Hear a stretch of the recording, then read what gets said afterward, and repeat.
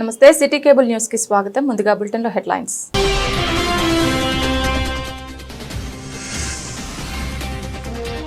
గ్రామ పంచాయతీ ఎన్నికల నామినేషన్ కేంద్రాన్ని పరిశీలించిన జిల్లా ఇన్ఛార్జ్ కలెక్టర్ గరిమా అగర్వాల్.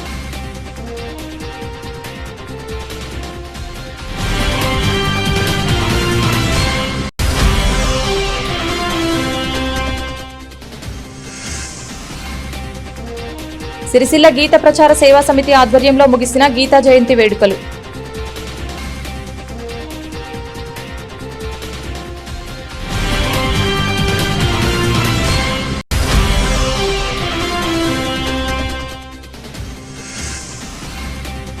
తంగలపల్లి గ్రామ పంచాయతీ ముందు అదుపు తప్పిన వాహనం డివైడర్ను ఢీకొట్టింది. అందులో ప్రయాణిస్తున్న అయ్యప్ప స్వాములకు పెను ప్రమాదం తప్పింది.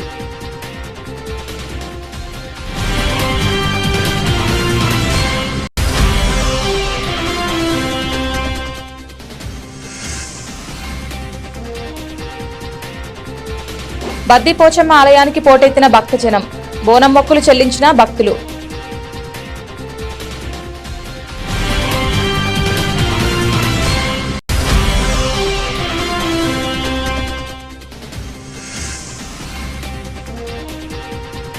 రాజన్న క్షేత్రంలో పూర్ణాహుతితో ముగిసిన గీతా జయంతి మహోత్సవాలు.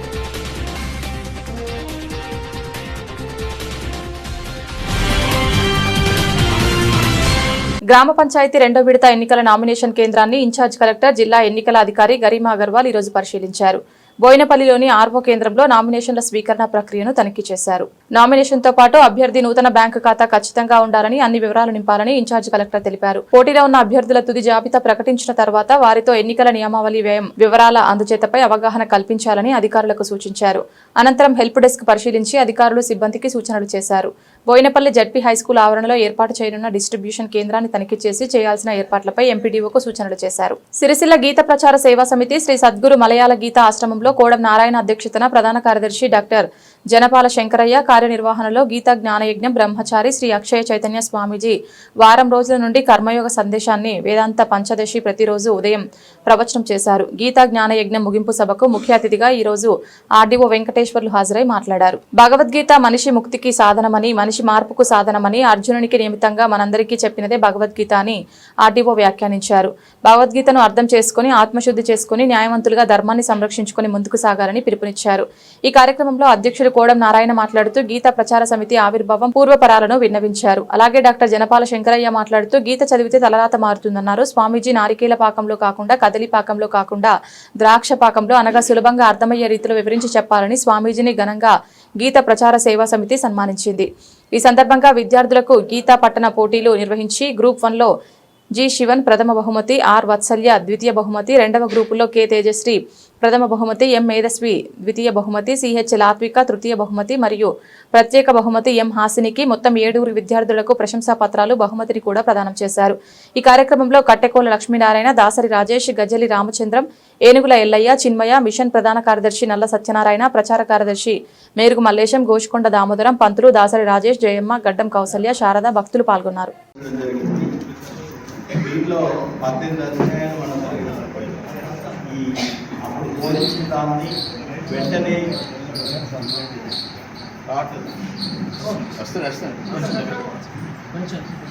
దాన్ని గ్రంథ రూపంలో భగవద్గీతగా రాసింది వేద వ్యాసుడు.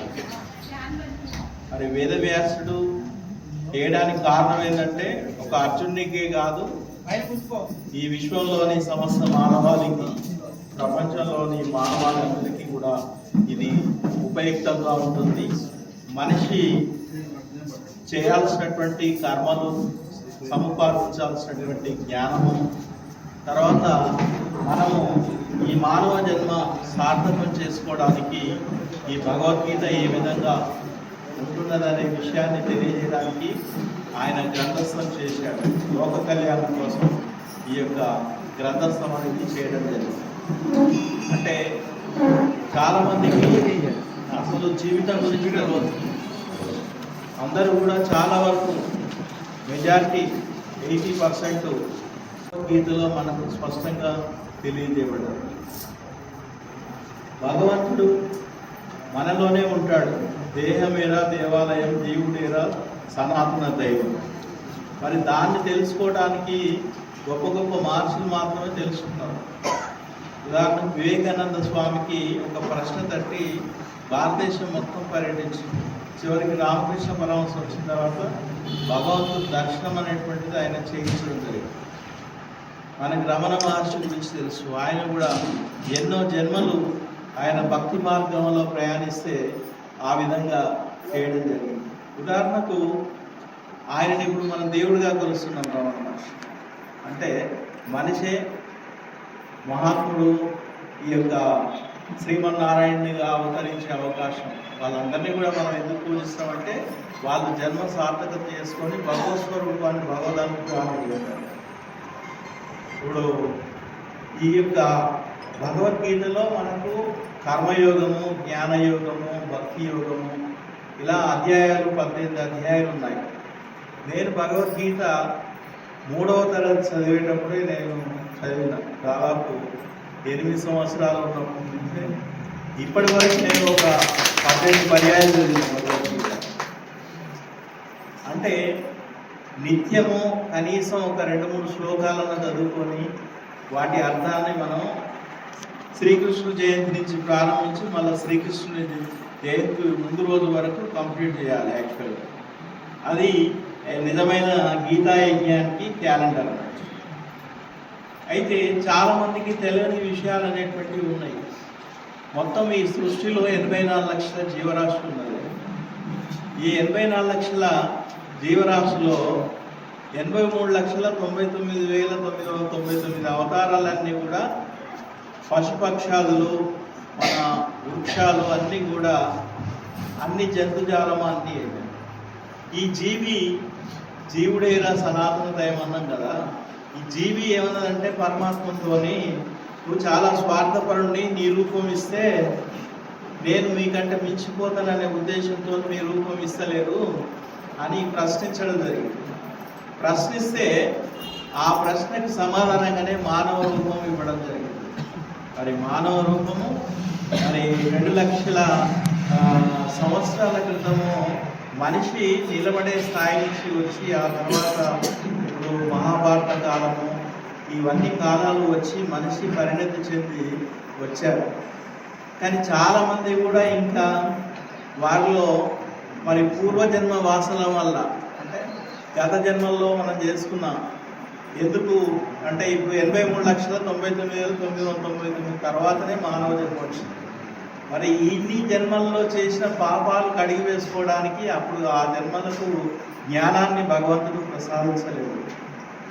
మనం చేసినటువంటి పాపాలన్నీ కూడా ఒక గుట్టలాగా భావిస్తే ఆ గుట్టాన్ని జ్ఞానం అనే అగ్గిపుల్ల ద్వారా భస్మీపటలం చేసే అవకాశం కేవలంగా మనిషికి మాత్రమే ఇచ్చింది.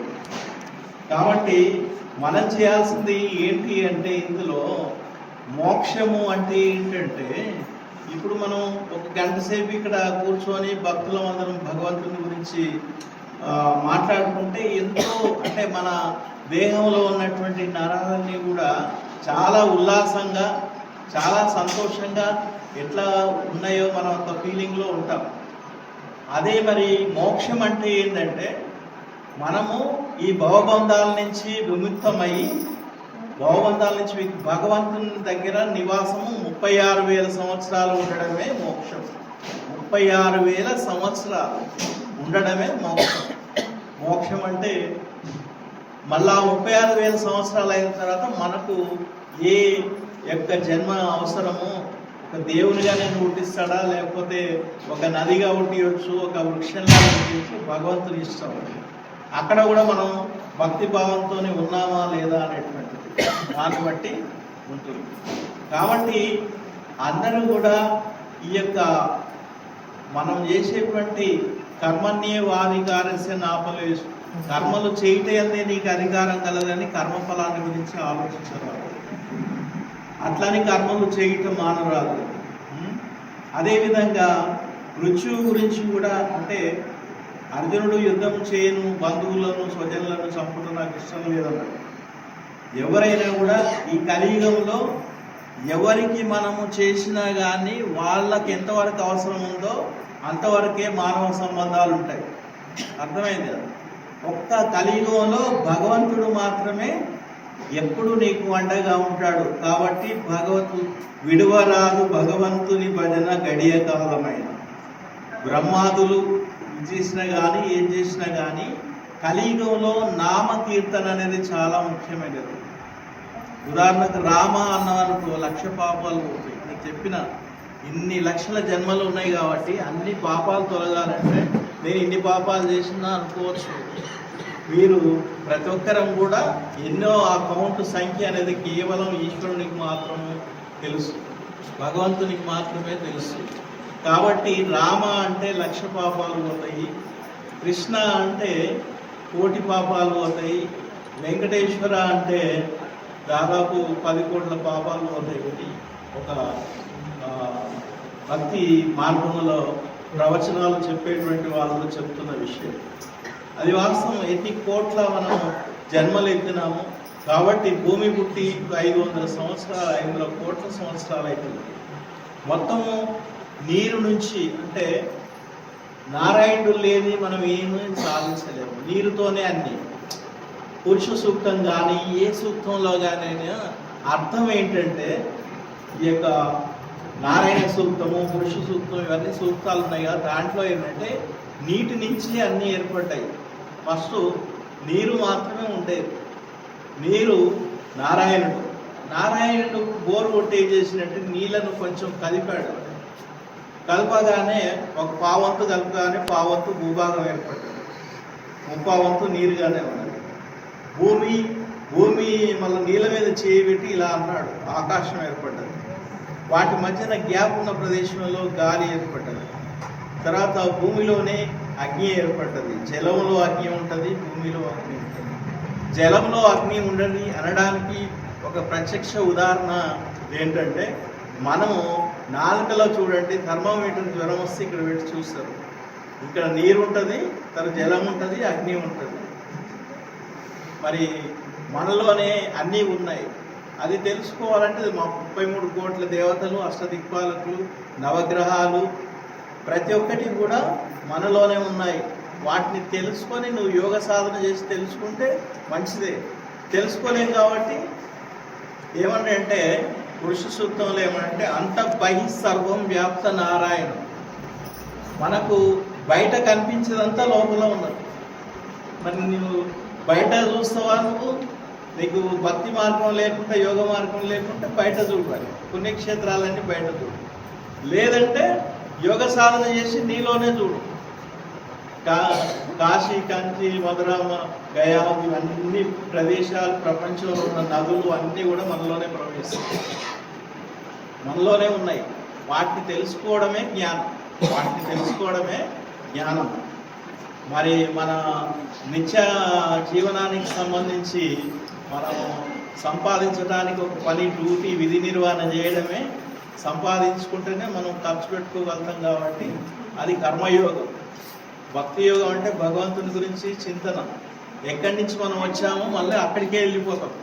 ఎక్కడి నుంచి వచ్చినామో మనం భగవంతుని దగ్గర నుంచి వచ్చామో మళ్ళీ భగవంతున్నే చేరుకుంటాం. అందుకనే అంత్యకాలే స్మరాన్ముక్త. ఇదంతా ప్రాక్టీస్. దేనికోసం? Practice makes perfect.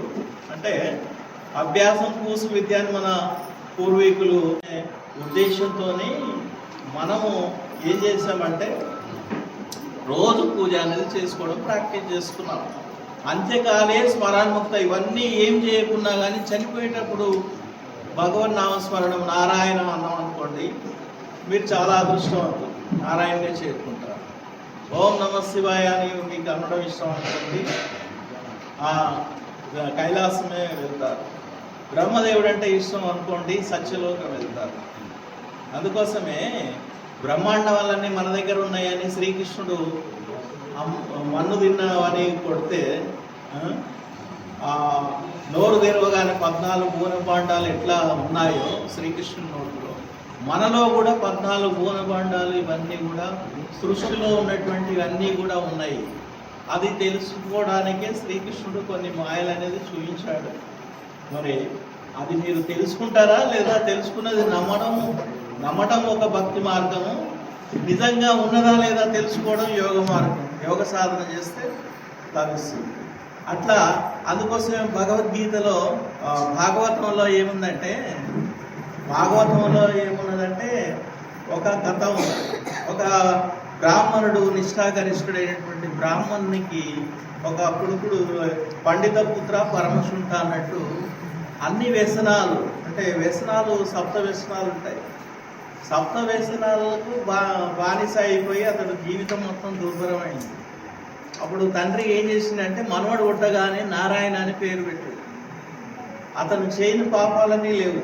చివరికి యమకింకర్లు వచ్చేసరికి భయపడి నారాయణ అని కొడుకును పిలిస్తే నారాయణ దూతలు వచ్చి వైకుంఠాన్ని తీసుకుపోయారు. అప్పుడు ఏంటంటే ఆర్గ్యుమెంట్ జరిగింది యమకింకర్లకు నారాయణ దూతలకు మధ్యన.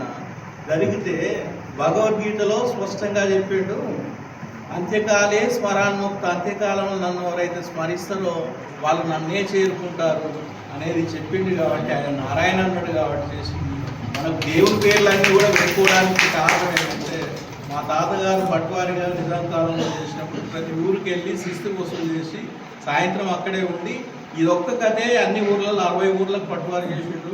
60 ఊర్లలో ఇదే కథ చెప్పిండు. అందుకోసమే మనం దేవుళ్ళ పేర్లు మనం పిల్లలు పెట్టుకోవడానికి కారణం. తండ్రికి ఆత్మ ఎవరంటే పెద్ద కొడుకు పేరు తండ్రి పెట్టుకోవాలి. చిన్న లాస్ట్ సంతానం తల్లికి ఇష్టం కాబట్టి తల్లి ఆ దేవుని పేరు ఆ చిన్న సంతానాన్ని పెట్టుకోవాలి. 4 పిల్లలు రానుకోండి, పెద్ద కొడుకు మీద తండ్రికి ఉంటుంది, చిన్న కొడుకు మీద తల్లికి ఉంటుంది. అదేంటంటే మహాభారతంలో ఈ ధర్మరాజుకు యక్షుని ప్రశ్నలు అనేది వాటిలో తండ్రికి ఆత్మ ఎవరు, తల్లికి ఆత్మ ఎవరు అనేది చెప్పబడ్డది. మనం ఎంత చేసినా 4 పిల్లల్లో 2 మధ్య వాళ్ళ మీద ప్రేమ ఉండదు. ఆ మధ్య వాళ్ళే ధర్మంగా ఉంటారు. పై వాళ్ళు కింది వాళ్ళు మోసం చేస్తారు. అయినా కూడా వాళ్ళ మీద అర్థమైందా? కాబట్టి సూక్ష్మలో మోక్షం సంపాదించడం ఎట్లా అంటే రోజు నామకీర్తన చేయండి. ప్రతి వాళ్ళు కూడా బాధ వచ్చినప్పుడు అయ్యో రామ అనుకుంటారు. కృష్ణ కంటే రామ అనేది సులభంగా ఉంటుంది. అంతే, రామరామ అనేది చాలా ఈజీగా అంటాం. కృష్ణ కృష్ణ అనడం అనేది కొంచెం కాకు క్రూవత్తు ఉంటుంది కాబట్టి అనడం అనేది శాతం ఉంటుంది కాబట్టి కష్టం. కృష్ణ అంటే మరి అందుకనే ఆ కష్టపడ్డానికి 1,000,000 పాపాలు అవుతాయి. రామాను సులభంగా అంటున్నావు కాబట్టి కృష్ణ అనేలోగా 10 సార్లు రామానొచ్చు కాబట్టి సరిసమానం చేయడానికి అది సులభంగా ఉంది. అట్లా దేవుని పేర్లు ఏది అయినా కూడా చివరికి ఒక భక్తి భావంతో పిలవాలి. మళ్ళీ వెంకటేశ్వర్లు ఉంటే మీ ఇష్టం ఉన్నట్టు అరే వెంకటి అని అట్లా మాట్లాడద్దు అనేది ఉన్నది. మాట్లాడడంలో కూడా ఏంటంటే డూమో ఊరు అనేది చివరికి రావాలి. రామ అని పిలవచ్చు, రాము అని పిలవచ్చు. మరే రాముడు ఇట్లా తిట్టినట్టు మాట్లాడకూడదు. దేవుని పేర్లు పెట్టుకుంటే వాళ్ళని తిట్టినట్టుగా మాట్లాడరాదు. మంచిగా భక్తి భావంతో పిలవాలి. ఆ 1,00,000 దోషాలు పోవాలంటే, 1,00,000 పాపాలు హరించాలంటే అది నేను చెప్పదలుచుకున్న విషయము. నిత్యం మనం భగవంతుణ్ణి పూజించడం వల్లే మనిషి ఉన్నత స్థాయి అనేటువంటిది ఉంటుంది. తల్లిదండ్రుల మీద భక్తి ఉన్న పిల్లలే ఎదుగుదల అవుతారు. 4 పిల్లలు ఉన్నారంటే 4 ఇట్లా ఎవరైతే ఎదుగుదల అవుతారో వాళ్ళకు తల్లిదండ్రుల పట్ల భక్తి భావం. ఫస్ట్ భగవత్ స్వరూపుల వారు మనకి ఈ యొక్క లోకానికి తీసుకొచ్చింది తల్లిదండ్రులు కాబట్టి తల్లిదండ్రులే ప్రత్యక్ష దైవం. ఆ తర్వాతనే మనకు కనిపించని సనాతన దైవం. ఆ విధంగా మనిషి జీవితానికి భగవద్గీత అనేది ఒక ప్రిస్క్రిప్షన్ లాంటిది. డాక్టర్ దగ్గర పోతే ఈ రోగం ఉందమ్మా, నువ్వు ఈ పరీక్షలు చేసుకో, నీకు గోళీలు రాస్తానంటే భగవద్గీత అనేది ఒక ప్రిస్క్రిప్షన్ లాంటిది. శ్రీకృష్ణుడు డాక్టర్, భగవద్గీత అనేది ప్రిస్క్రిప్షన్, దాంట్లోనే పరిష్కారం ఉంటుందని చెప్పబడ్డది. ఇది ఈ భగవద్గీత సారాంశము. గీతాయజ్ఞంలో ఉన్నటువంటి భక్తులందరికీ కూడా పేరు పేరున ధన్యవాదాలు. మీ భగవన్నామ స్మరణతో నాకు ఈ అవకాశం ఇచ్చినందుకు. తంగళ్లపల్లి మండలంలోని గ్రామ పంచాయతీ ఎదురుగా వాహనం అదుపు తప్పి డివైడర్ను ఢీకొట్టింది.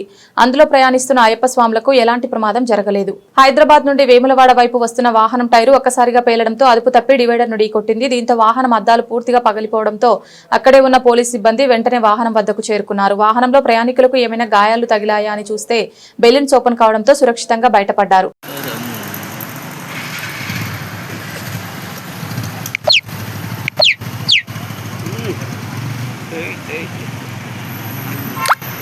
లేకుంటే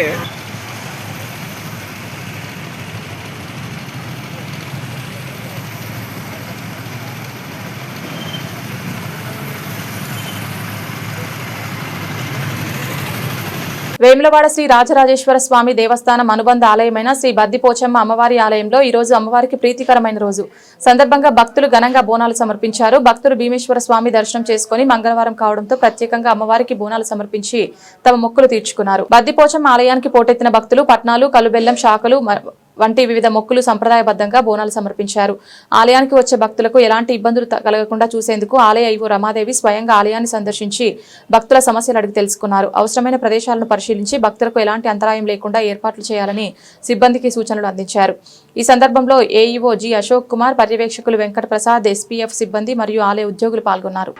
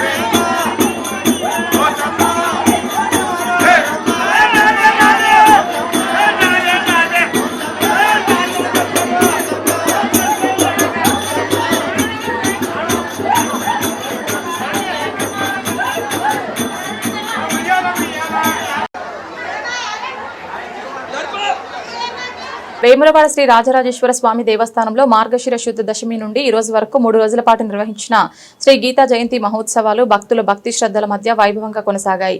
గీతా జయంతి మహోత్సవాల 3వ రోజు పూర్ణాహుతిలో ఘనంగా ముగింపు జరిగింది. మహోత్సవాల్లో భాగంగా ప్రతిరోజు ఉదయం 7:30 నాగిరెడ్డి మండపంలో మహాన్యాసపూర్వక ఏకాదశ రుద్రాభిషేకం, అర్చనలు, గీతా హోమం స్వామివారికి ఏకాంతంగా నిర్వహించారు. అలాగే స్వామివారి అనుబంధ ఆలయాల్లో కూడా శాస్త్రోక్త పద్ధతిలో ప్రత్యేక పూజలు, అర్చనలు నిర్వహింపబడ్డాయి. మహోత్సవాల ముగింపు ఉదయం 11:15 పూర్ణాహుతి తర్వాత కలశోద్వాసన కార్యక్రమాలకు అర్చకులు, వేద పండితులు శాస్త్రోక్తంగా నిర్వహించి గీతా జయంతి మహోత్సవాలకు ఘనంగా ముగింపు పలికారు.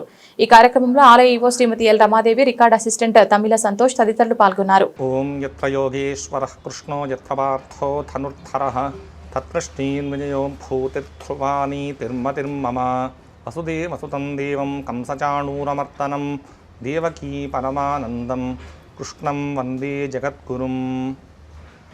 శ్రీకృష్ణ శరణం మమ.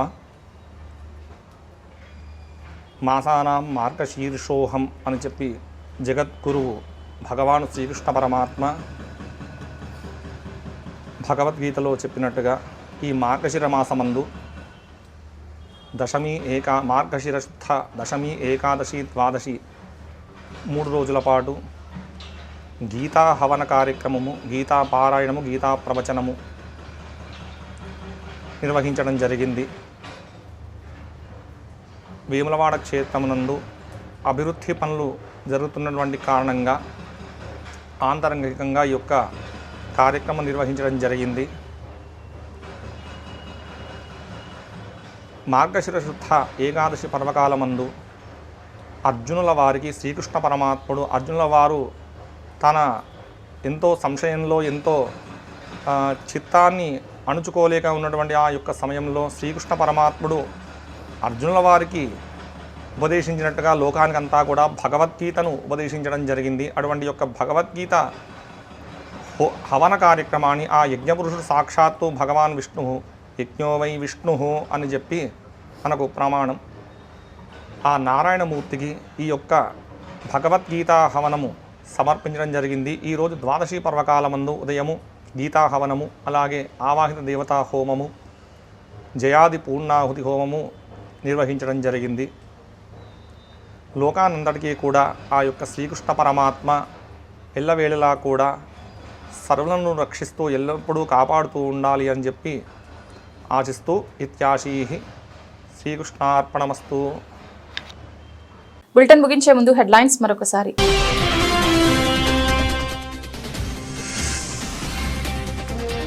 గ్రామ పంచాయతీ ఎన్నికల నామినేషన్ కేంద్రాన్ని పరిశీలించిన జిల్లా ఇన్ఛార్జ్ కలెక్టర్ గరిమా అగర్వాల్.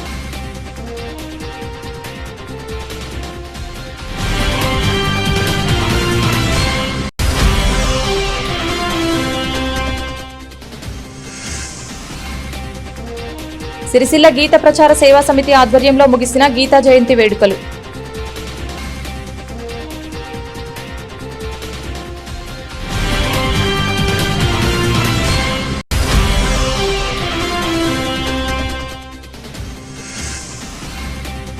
తంగలపల్లి గ్రామ పంచాయతీ ముందు అదుపు తప్పిన వాహనం డివైడర్ను ఢీకొట్టింది. అందులో ప్రయాణిస్తున్న అయ్యప్ప స్వాములకు పెను ప్రమాదం తప్పింది.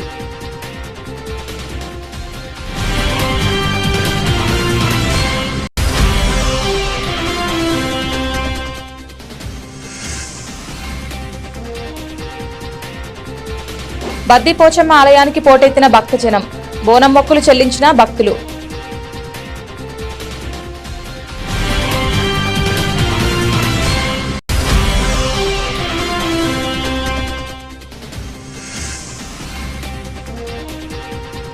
రాజన్న క్షేత్రంలో పూర్ణాహుతితో ముగిసిన గీతా జయంతి మహోత్సవాలు.